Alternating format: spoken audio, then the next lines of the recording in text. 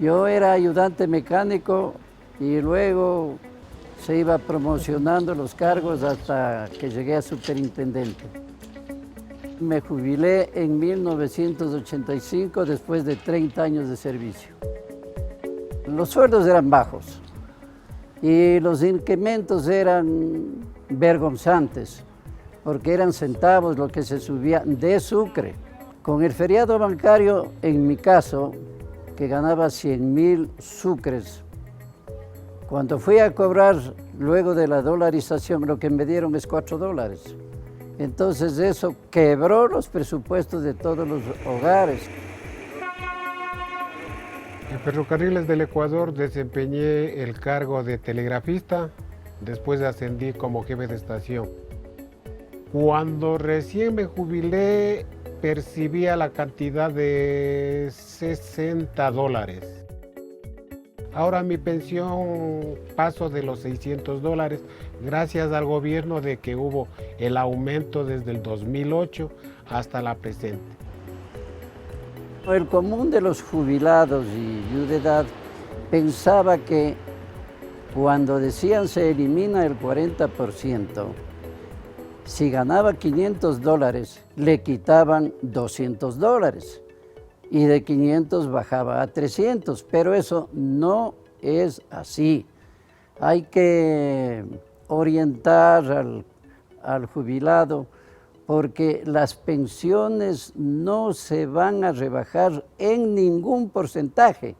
Vamos a seguir cobrando el mismo valor actual. El nacimiento de la seguridad social en Ecuador se remonta a principios del siglo pasado, con los gobiernos de la Revolución Juliana, que como precedentes crean durante la administración de Isidro Ayora y con el apoyo de la misión Kemmerer, la Caja de Pensiones en 1928 y el Instituto Nacional de Prevención Social en 1935, del cual nace la Caja del Seguro en 1937, año en que también rige la Ley de Seguridad Social Obligatoria. La salud financiera de estas nuevas instituciones es precaria. Así, en 1940, el presidente Carlos Alberto Arroyo del Río, ante la falta de afiliados, aportes y financiamiento, tomó una medida extrema y decidió que el Estado aportaría con el 40% del valor de las pensiones jubilares. Claro, es explicable en una época en la cual los aportes de los afiliados es mínima, el aporte de los patronos privados aún más reducida todavía, y el aporte del Estado es el que mejor puede cubrir a esa seguridad social incipiente. En 1970 se crea el IES, que enfrenta graves crisis financieras y operativas, que solo se salvan gracias a los ingentes recursos provenientes del boom petrolero de los 70, cuando se consolida una moderna estructura para la salud pública, con hospitales como el Carlos Andrade Marín en Quito y el Hospital de Guayaquil. Durante los 80, al volver a la democracia, bajo los efectos de una euforia neoliberal que alentaba una peligrosa disminución de la presencia y competencias del Estado, una de sus instituciones emblemáticas, el IES, provoca la devaluación del concepto de la seguridad social y se convierte en un codiciado botín político, foco de vicios y abusos burocráticos y de un manejo incompetente e irresponsable. En el año 1995, recordemos, gobierno de Sixto Durán Ballén, se hizo una consulta popular al pueblo ecuatoriano para que decidan si es que querían o no querían que el Instituto Ecuatoriano de Seguridad Social se privatice. Y la respuesta del pueblo ecuatoriano fue contundente, un no rotundo. No obstante aquello, llega el año 1998, en donde impulsan una Asamblea Nacional y una nueva Constitución liderada por, en aquellos momentos, Osvaldo Hurtado, y haciendo caso omiso a lo que dispuso el pueblo ecuatoriano, introducen un artículo en donde quieren allanar la privatización de la seguridad social. Es así que se crean las famosas AFPs, las administradoras de fondos privados, para que sea el sector privado quien maneje la seguridad social y dejarle únicamente al Estado todo el pago de pensiones y enfermedades catastróficas. Esta ley, que era una caja de sorpresas, tenía además unos elementos muy importantes en términos de salud. ¿Por qué?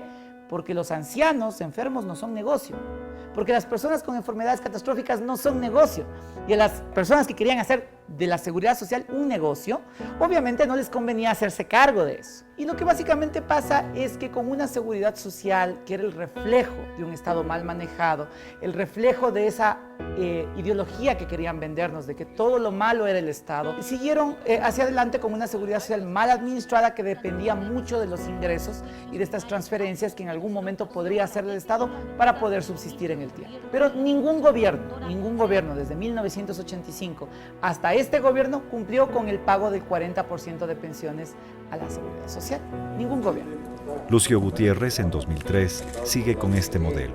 Firma una carta de intención con el Banco Mundial que, entre otros impactos, suspendía los créditos del IES a sus ciudadanos y aportantes. El dinero que sus aportantes confiaron al IES era colocado en el exterior con tasas de retorno mínimas y favoreciendo a la banca internacional. Nosotros le hemos dicho que queremos convertirnos en el mejor amigo y aliado de los Estados Unidos. Cuando asume su presidencia, el economista Rafael Correa Delgado trabaja en una transformación integral y, como ningún gobierno anterior, primero cancela la histórica deuda del Estado al IES. El gobierno central le pagó al IES 888 millones de dólares en el año 2008, pagando así la deuda histórica que no se la había realizado desde el año 1985, por todos aquellos partidos que hoy en día vemos a sus representantes haciéndose ver como los salvadores del IES. ¿Por qué no dijeron nada en ese momento? Cuando esos mismos partidos políticos a los cuales hoy por hoy están representando no pagaron absolutamente nada. Y no solamente que el gobierno ha pagado esos 888 millones de dólares, sino que al momento está absolutamente al día en absolutamente todos los pagos que se relacionan a las pensiones y ese 40% a esta fecha. En la actualidad tenemos la ventaja de que se han cambiado muchísimas cosas que permiten que la seguridad social hoy sea sostenible. Que, por ejemplo, ¿cómo se invierten los recursos de la seguridad social? Sepa usted que por esos dogmas de fe que querían vendernos, el dinero de los ecuatorianos no se invertía en el Ecuador. El dinero público de los ecuatorianos se sacaba al exterior, a bancos supuestamente AAA, donde se invertía el dinero de todos los ecuatorianos. Ese dinero que a enero del 2007 tenía unas tasas más o menos del 0.3% de interés anual, repito, 0.3% de interés anual era lo que le pagaban a nuestro dinero en el exterior, fue traído al Ecuador. Se creó el banco del IES, el BIES, y a través de eso se sacaron nuevas opciones para que los ecuatorianos tengan vivienda. ¿Pero qué se logró además? Se logró que ese dinero, que antes estaba afuera a una tasa insignificante, que no cubría ni siquiera la inflación que teníamos dentro del país, ahora tenga una rentabilidad promedio de un 8,17%. ¿Qué implica esto?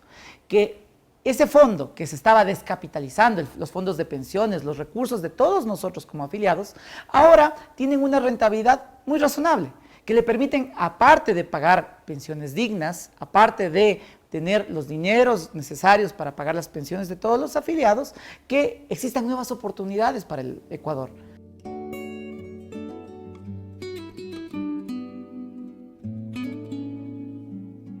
Yo ya estoy jubilada unos 20 años.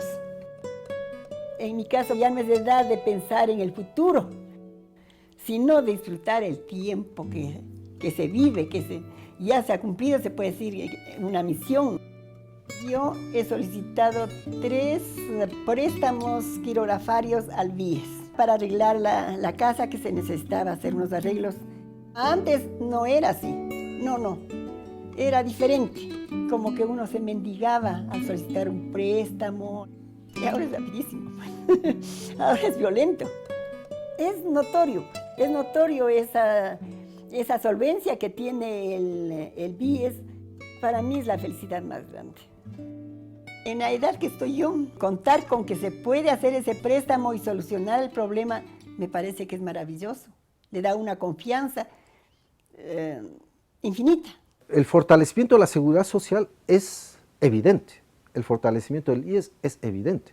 Hoy tiene un superávit el Instituto Ecuatoriano de Seguridad Social y se cambió el sistema de aporte al IES del 40% para las pensiones por un nuevo sistema que dice el Estado garantizará cuando necesite el IES las pensiones. Mediante una administración impecable, Hoy el IES cuenta con 8 personas activas que trabajan y aportan por cada jubilado.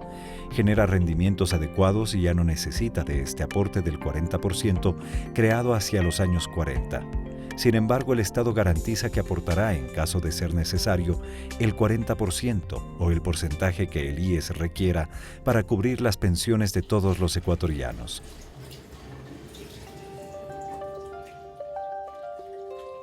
Yo soy ama de casa, me dedico a los quehaceres de mi hogar. Para mí es un orgullo y un beneficio a futuro porque llegará un momento en que uno se jubila. Entonces ya uno, ¿de qué vive? De la jubilación, pues.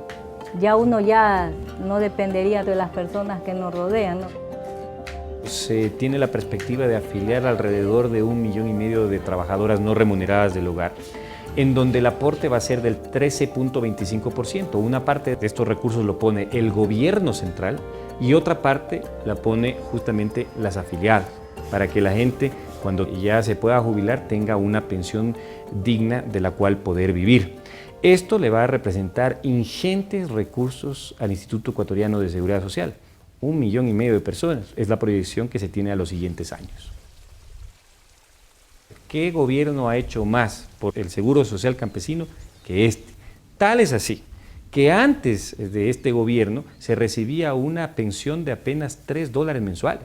Esa hoy por hoy se ha convertido en $60 mensuales y eso que el aporte es de apenas $2 por parte de los afiliados. Y esto tendrá que seguir mejorando. Yo empecé hace unos 2 años que me dolía mi espalda. Me fui al subcentro y me mandaron a hacerme una radiografía. Y en la radiografía salió que tenía un desvío de columna. Vio el traumatólogo y el traumatólogo me mandó a hacer una resonancia. Antes, para enfermarse, debía de tener mucho dinero, ¿no? Y si no tenía, lastimosamente, tenía que morir, o si tenía algo, tenía que vender y con eso hacerse curar los que tenían. Y los que no, pues se quedaban, hasta ahí llegábamos, ¿no? Yo voy al Hospital San Francisco, buena la atención, muy buena la atención.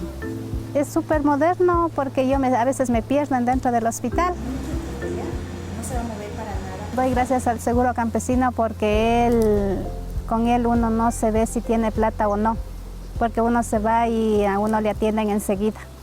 Pero me pregunto, si en época de oro un gobierno no ha pagado al IES, y cuando hablo de época de oro, tener un petróleo a $100, ¿verdad? ¿Qué podemos esperar en época de plata, en época de bronce?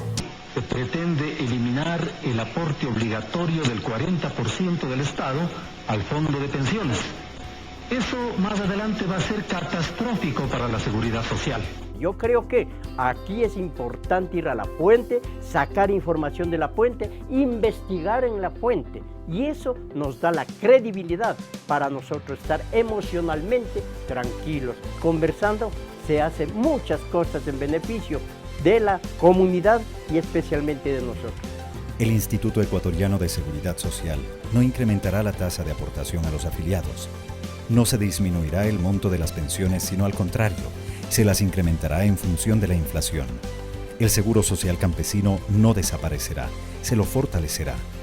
Y a través de un correcto manejo administrativo, el IES garantizará las pensiones puntuales de todos sus jubilados y todas las prestaciones, entre ellas las de salud de todos los afiliados.